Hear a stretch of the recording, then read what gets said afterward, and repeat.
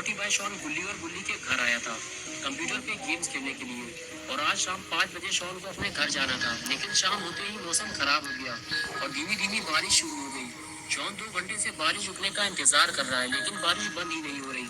Shawn ने अब फैसला कर लिया है, वो अब अपने घर जा रहा है। पता नहीं ये बारिश कब रुकेगी, और बारिश अभी इतनी तेज नहीं है कि शॉन घर ना जा सके।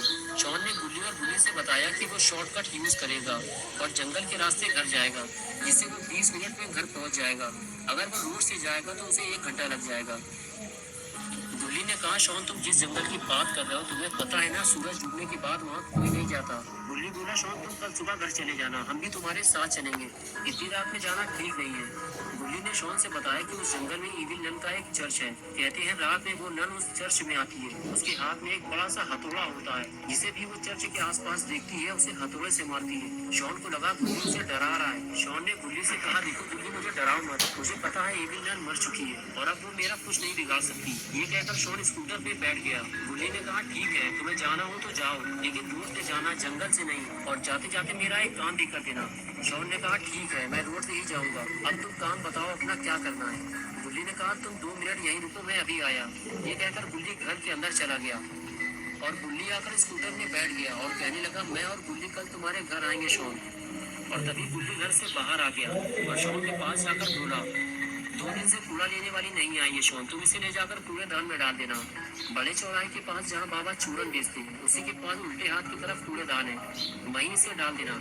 ये कहकर गुल्ली ने कूड़े वाला पॉलीथीन बैग स्कूटर में रख दिया और अपना पोटी भाई शॉन स्कूटर लेकर वहाँ से जाने लगा। तो गुल्ली और गुल्ली शॉन को डराने लगे और कहने लगे, जाओ शॉन, ईविल नन तुम्हारा इंतजार कर रही है। और शॉन हंसते हुए वहाँ से चला गया।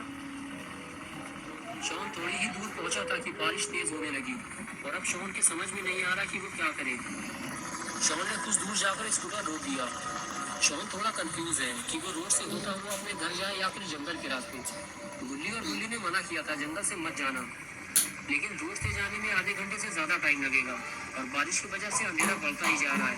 कुछ देर सोचने के बाद शॉन ने फैसला किया कि वो जंगल के रास्ते घर जाएगा और ये कूड़ा भी वहीं फेंक देगा। सड़क पे गंदगी फैलाना ठीक नहीं है। और फिर शॉन स्कूटर लेकर जंगल की तरफ आगे बढ़ गया।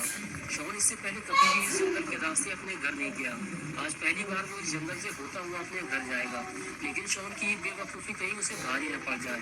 जंगल के अंदर आने के बाद शॉन ने स्कूटर रोका और नीचे उतर कर आसपास देखने लगा।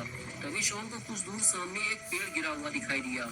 शॉन को लगा, बस यही सही जगह है, मुझे यही कूड़ा डालना चाहिए। शॉन ने स्कूटर को स्टैंड पे खड़ा किया और कूड़े वाला पॉली बैग लेके आगे बढ़ गया।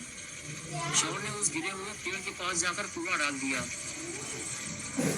लेकिन तभी शॉन को वहाँ कुछ हलचल महसूस हुई। शॉन को ऐसे लगा जैसे उसके साथ वहाँ कोई और भी मौजूद है, लेकिन दिखाई तो कोई भी नहीं दे रहा।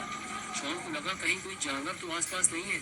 शॉन ने जल्दी से टॉर्च निकाली और आगे बढ़कर देखने लगा, लेकिन चारों तरफ देखने के बाद भी शॉन को कोई जानवर दिखाई नहीं दिया।